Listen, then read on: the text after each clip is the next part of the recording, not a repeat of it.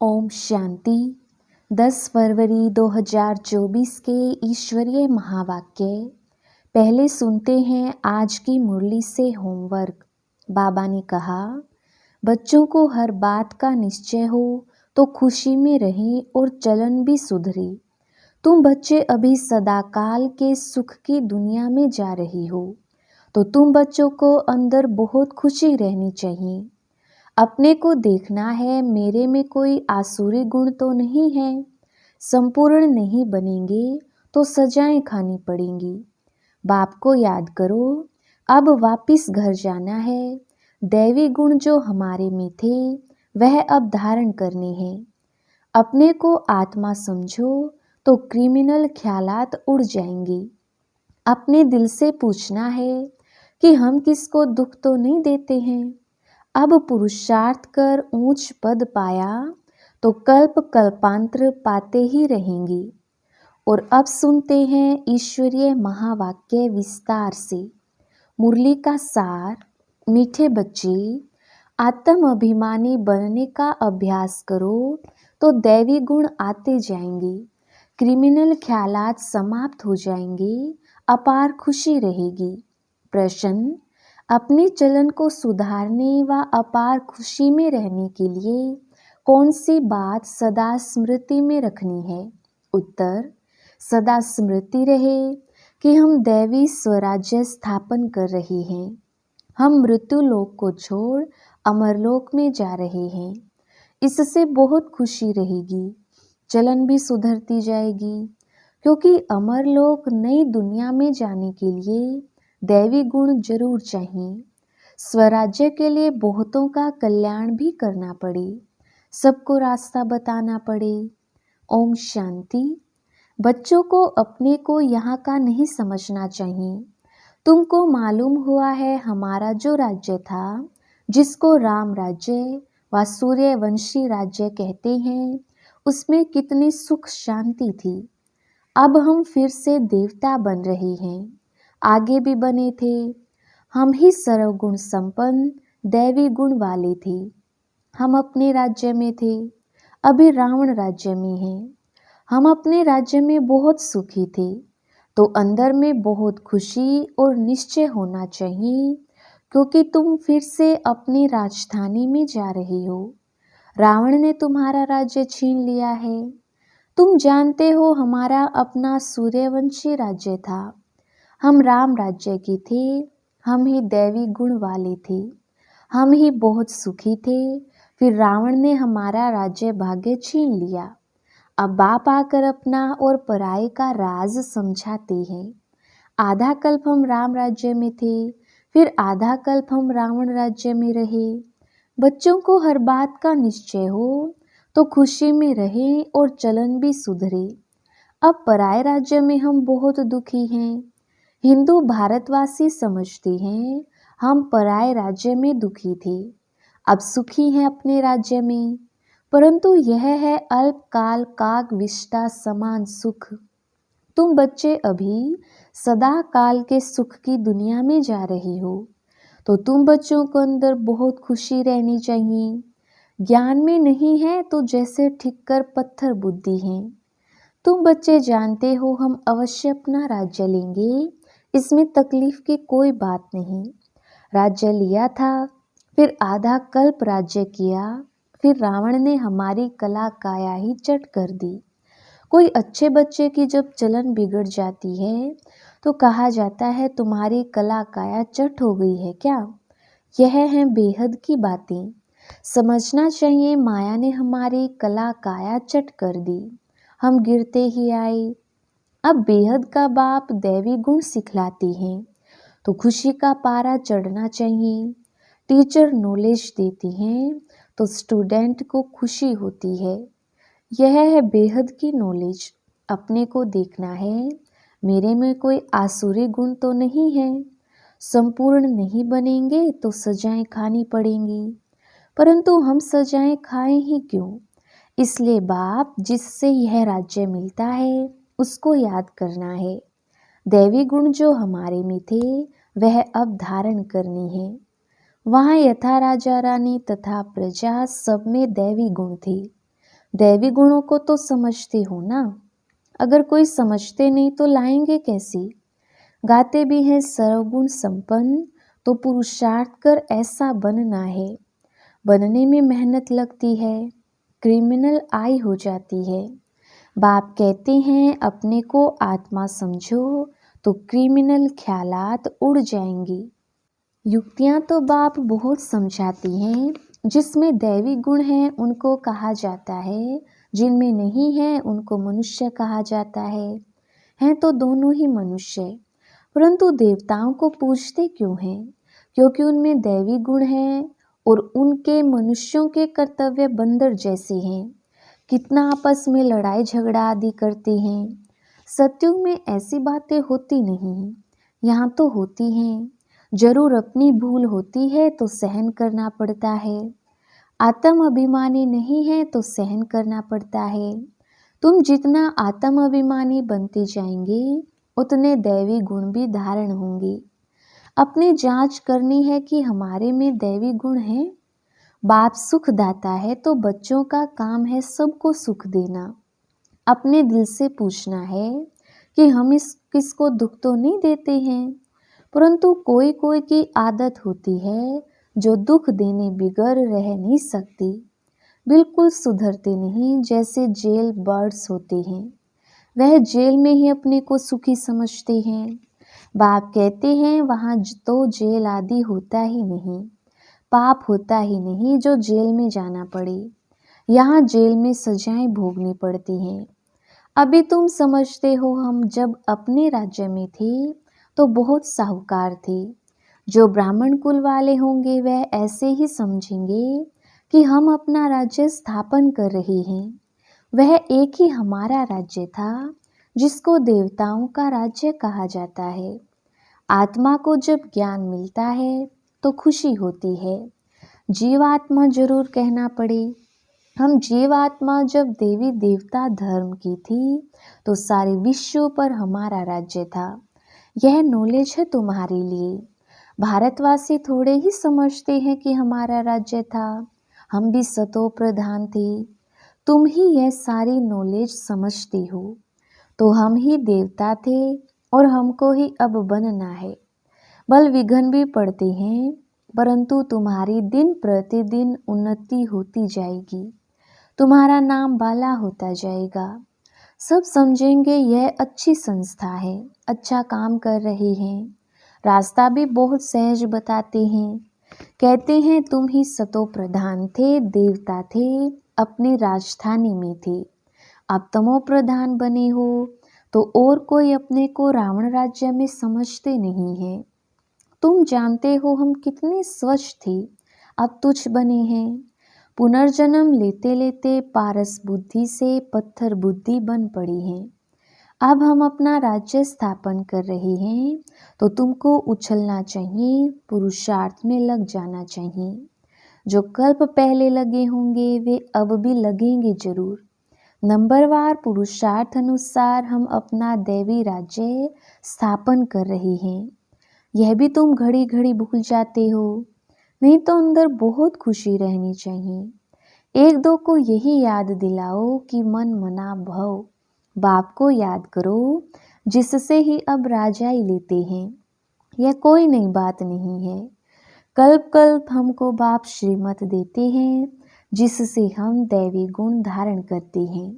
नहीं तो सजाएं खाकर फिर कम पद लेंगे। यह बड़ी भारी लॉटरी है। अब पुरुषार्थ कर ऊंच पद पाया तो कल्प कल्पांतर पाते ही रहेंगे। बाप कितना सहज समझाते हैं।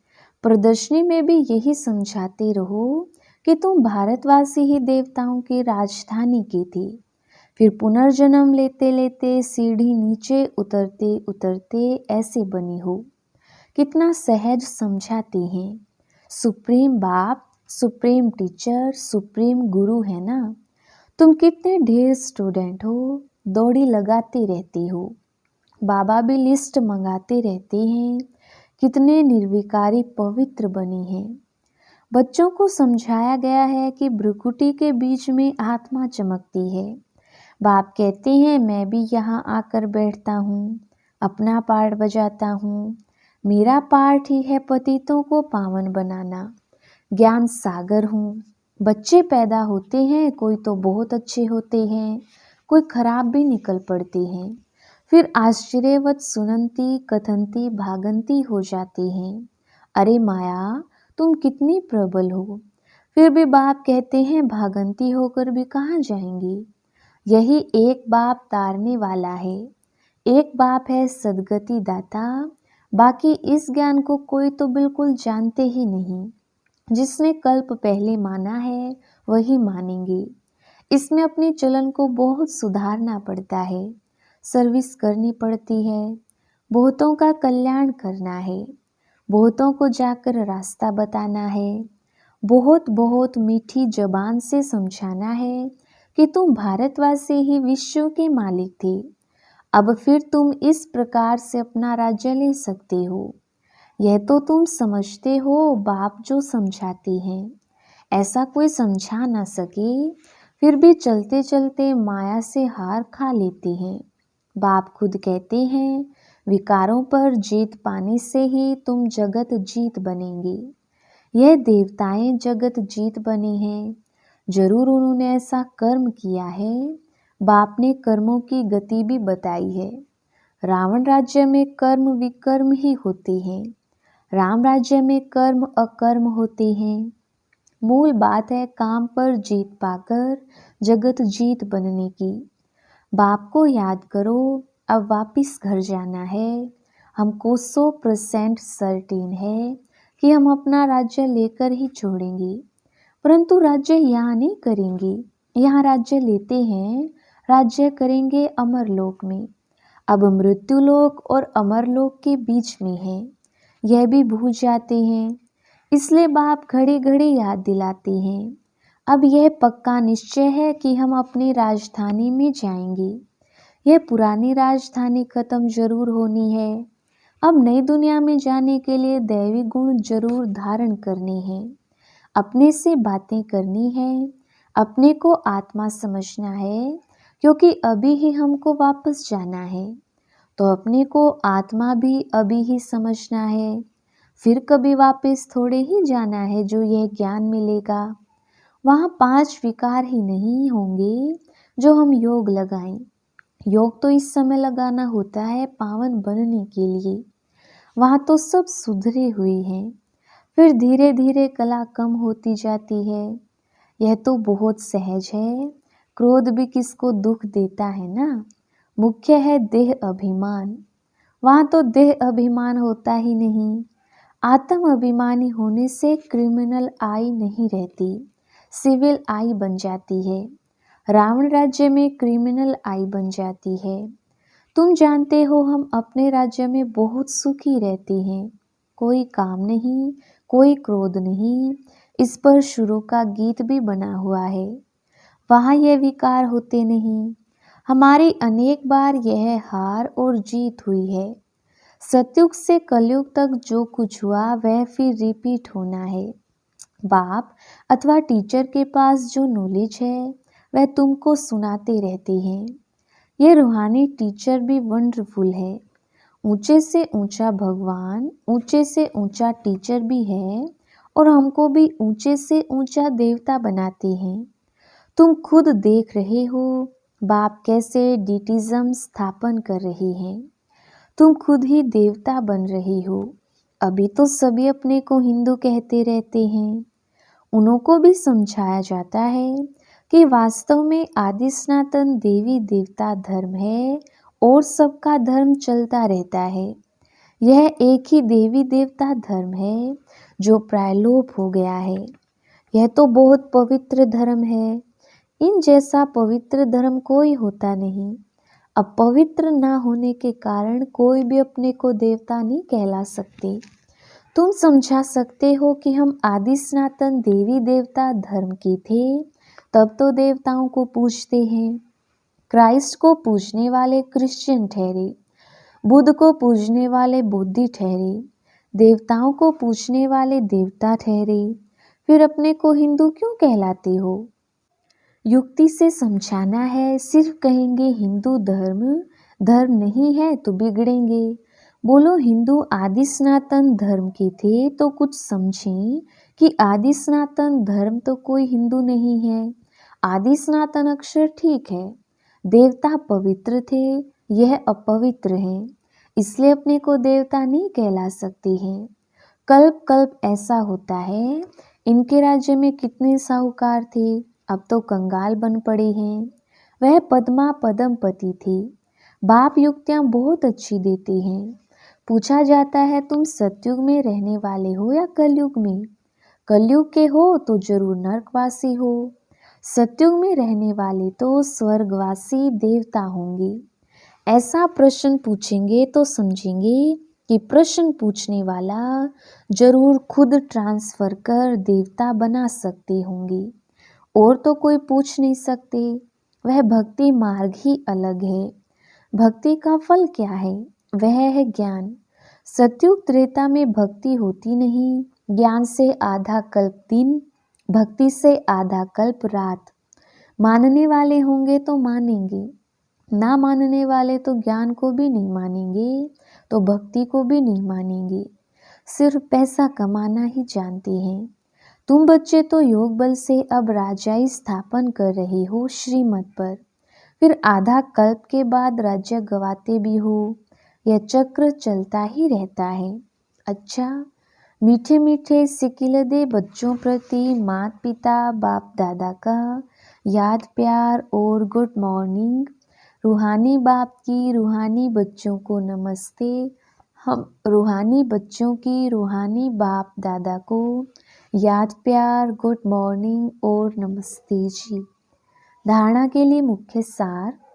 पहला पॉइंट, बहुतों का कल्याण करने के लिए अपनी जबान बहुत मीठी बनानी है। मीठी जबान से सर्विस करनी है, सहनशील बनना है। दूसरा पॉइंट, कर्मों की गहन गति को समझ विकारों पर जीत पानी है। जगत जीत देवता बनना है। आत्म अभिमानी बन क्रिमिनल दृष्टि को सिविल बनाना है। वरदान, श्रेष्ठ कर्म द्वारा दिव्य गुण रूपी प्रभु प्रसाद बांटने वाले फरिश्ता सो देवता भव। विस्तार, वर्तमान समय चाहे अज्ञानी आत्माएं हैं चाहे ब्राह्मण आत्माएं हैं, दोनों की आवश्यकता गुणदान की है। तो अब इस विधि को स्वयं में व ब्राह्मण परिवार में तीव्र बनाओ। ये दिव्य गुण सबसे श्रेष्ठ प्रभु प्रसाद है। इस प्रसाद को खूब बांटो। जैसे स्नेह की निशानी एक दो को टोली खिलाते हो, ऐसे दिव्य गुणों की टोली खिलाओ। तो इस विधि से फरिश्ता सो देवता बनने का लक्ष्य सहज सब में प्रत्यक्ष दिखाई देगा। स्लोगन, योग रूपी कवच को पहनकर रखो तो माया रूपी दुश्मन वार नहीं कर सकता। अच्छा, ओम शांति।